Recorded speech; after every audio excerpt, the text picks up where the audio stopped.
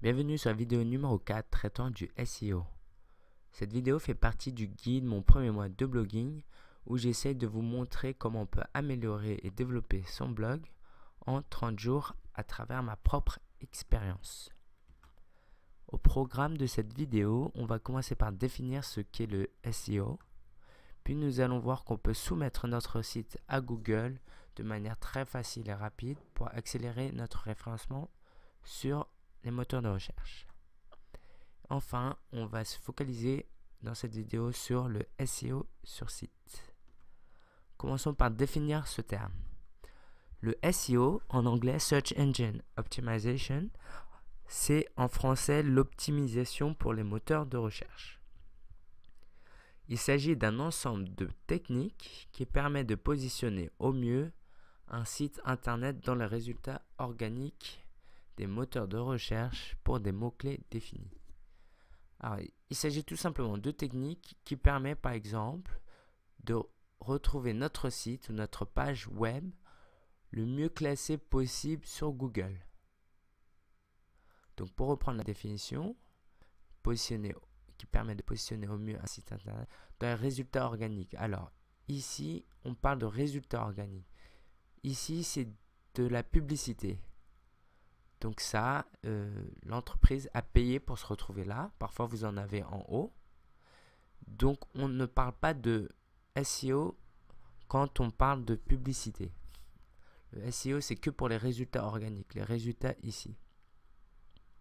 Autrement dit, les résultats qu'on ne peut pas influer en payant de l'argent à Google. Alors, c'est pour les résultats organiques des moteurs de recherche comme Google pour des mots-clés définis. Donc par exemple, ici j'ai tapé comment guérir d'un rhume. Là par exemple, les mots-clés les plus importants c'est guérir rhume. Donc ce site-là est bien classé pour les mots-clés guérir et rhume. C'est ça le vrai sujet. Donc si votre blog concerne l'actualité des stars, en tapant actualité des stars, vous souhaiteriez que votre site apparaisse dans les premières positions. Si vous parlez de sport, par exemple, vous pourrez essayer d'être bien positionné pour des termes comme football, mercato. Ce ne sont que des exemples. Donc, maintenant qu'on a défini le SEO comme un ensemble de techniques qui permet d'être bien positionné sur les moteurs de recherche, nous allons voir qu'il y a deux types de SEO. Le SEO on-site en anglais et le SEO off-site. Donc en français, on traduit par SEO sur site et SEO hors site. Alors ces deux principes sont très simples. Sur site, c'est-à-dire que ce sont des facteurs qu'on peut changer nous-mêmes sur notre site. Par exemple, là je suis sur WordPress, j'accède à mon logiciel. Et donc ici, je peux effectuer des changements sur mon site. Alors, ce sera l'objet de la deuxième partie de la vidéo. Je vais vous expliquer rapidement ce qu'est le SEO hors site. Le SEO hors site, c'est principalement des techniques qu'on ne peut pas influencer sur notre propre site. Donc soit c'est du SEO sur site, soit c'est du SEO hors site. Je vais vous montrer un outil, c'est bluebacklink.com.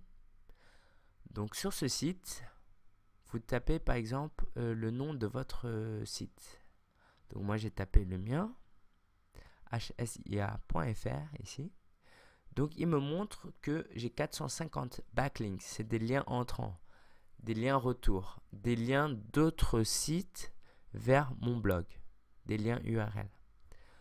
Donc ça, c'est le principal facteur que les moteurs de recherche prennent en compte pour référencer votre site.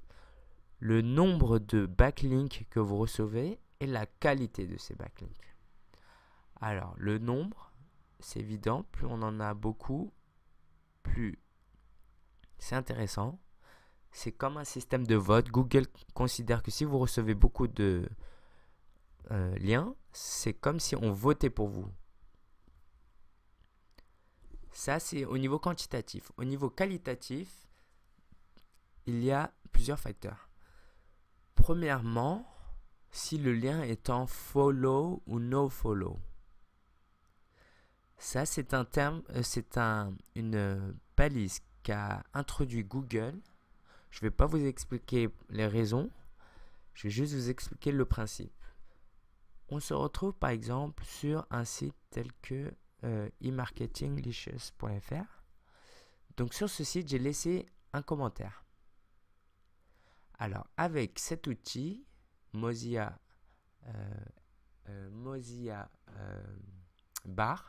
Mozbar, je crois que ça s'appelle, oui. Si je clique ici, il va surligner en rose les liens qui sont en nofollow.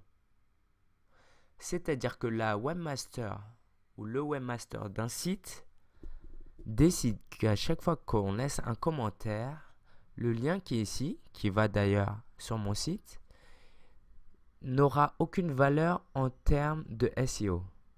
C'est-à-dire que si je peux poster 10 000 fois sur ce site, en théorie, cela ne m'apporte rien en termes de SEO.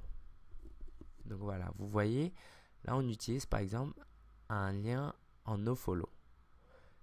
Par contre, certains sites, comme le site blog.axnet.fr, là j'ai laissé un commentaire. Et quand on clique sur nofollow, et rien n'est surligné. Ça veut dire que le lien n'est pas en nofollow, il est en dofollow. Cela signifie que Google, quand il arrive sur ce site, sur cette page web,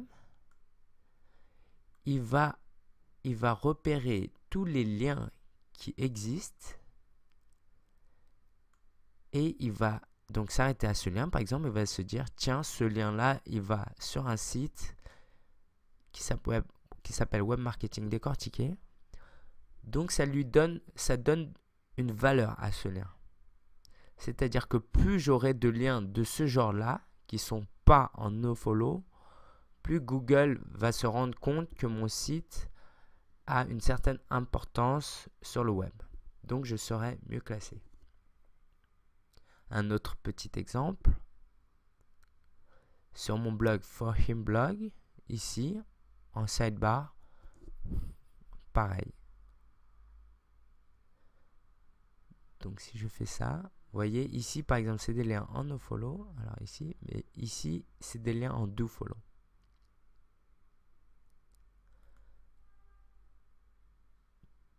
Continuons sur les moyens d'améliorer notre SEO. Alors, ça c'est vraiment la base de la base.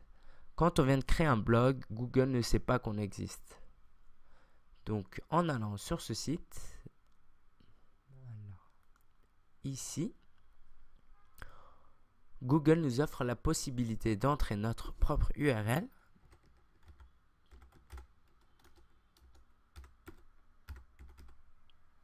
On peut même y laisser un commentaire. Et donc, en cliquant ici, on tient au courant Google que un nouveau blog vient d'être créé. Et donc, cela va vous permettre d'être référencé plus rapidement. Et vous allez retrouver votre blog sur le moteur de recherche, sur Google.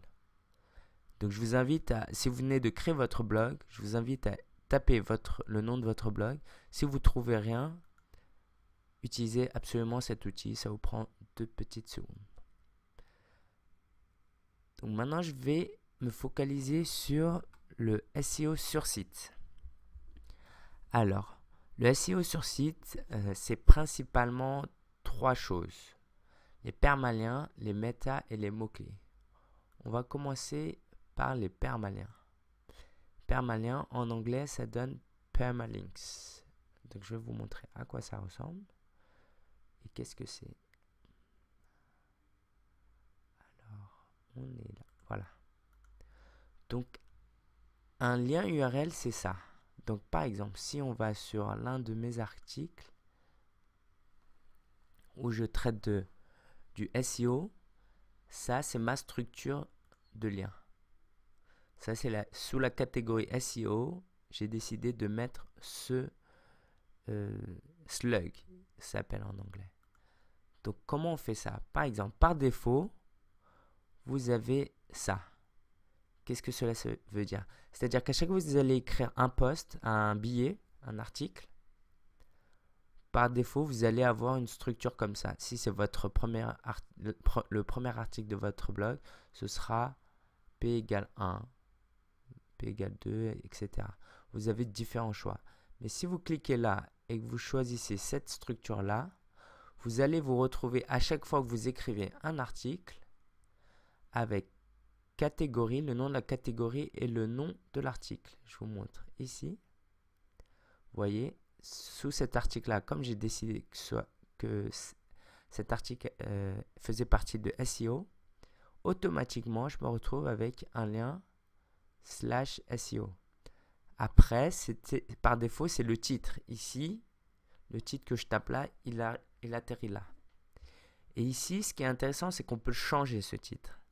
Par exemple, si votre mot-clé voulait être bien référencé pour le mot-clé SEO et blogueur, évitez de rentrer expliqué ou ou voilà. Donc dans mon cas, ici j'avais déjà le mot SEO. Ici j'ai juste mis introduction. Il faut quand même que ce soit parlant. Il ne faut pas qu'on fasse ce lien exactement que pour Google. Ouais. Donc cela est utile pour Google. Google va analyser ça et va se dire cet article parle de SEO et fournit une introduction. Voilà. Donc ça, je vous invite à le personnaliser à chaque article. Ça, c'est le permalien. Concernant les méta, alors les balises méta et titres. Donc pour chaque article sous WordPress, vous avez la possibilité de personnaliser la balise titre et la balise méta. Cela vous permet d'avoir, si vous utilisez un titre différent ici que le titre de votre article, cela permettra à Google d'analyser les différents mots que vous utilisez. Donc, par exemple, au lieu de mettre SEO, vous avez mis SEO en titre. Alors, ici, je ne l'ai pas fait, mais j'aurais pu mettre optimisation pour les moteurs de recherche expliqué aux blogueurs. Comme ça, vous offrez une alternative à Google et vous avez plus de chances d'être mieux référencé pour les deux termes. Ici, vous avez une description qui ne sert pas en termes de SEO. Mais je vous invite à l'utiliser parce que cela vous permet, aux personnes qui font des recherches sur Google, notamment de savoir de quoi s'agit votre article. Voilà, ça c'était les méta. Maintenant, allons plus en détail sur les mots-clés. Alors, voilà. Sur cet article-là, je parle de SEO et je parle de blog. J'ai envie de classer cette page pour les termes SEO et blog. Donc si je fais une recherche SEO, vous voyez ici, on voit combien de fois j'ai utilisé le terme SEO. Beaucoup de fois. Alors c'est peut-être un petit peu trop, mais au moins Google sait que dans cet article je parle de SEO. C'est très important. Si je tape blog, on va voir plusieurs fois le terme blog aussi. Donc Google va savoir que je parle de SEO et de blog, vu que c'est des mots que j'utilise souvent. Par contre, si je tape Google, je retrouve aussi énormément de liens. Alors voilà, j'utilise énormément le mot Google, ce qui n'est pas très bon parce que Google va penser que dans cet article je parle de Google alors que c'est vraiment pas l'objet de mon. Google n'est pas un mot que j'ai cible. Donc quand vous écrivez un article, il faut vraiment penser à utiliser des mots-clés pour lesquels vous voulez être référencé. N'utilisez pas une seule fois le mot dans le titre et plus jamais dans l'article. Google ne peut pas deviner. Rendez-lui la tâche plus facile et permettez-lui de savoir de quoi traite votre blog. Pardon. Voilà. C'est tout pour cette vidéo. Je vous remercie pour votre attention et je vous dis à bientôt pour une prochaine vidéo le 14 juillet sur la suite de cette vidéo. J'irai un peu plus en détail en termes de SEO.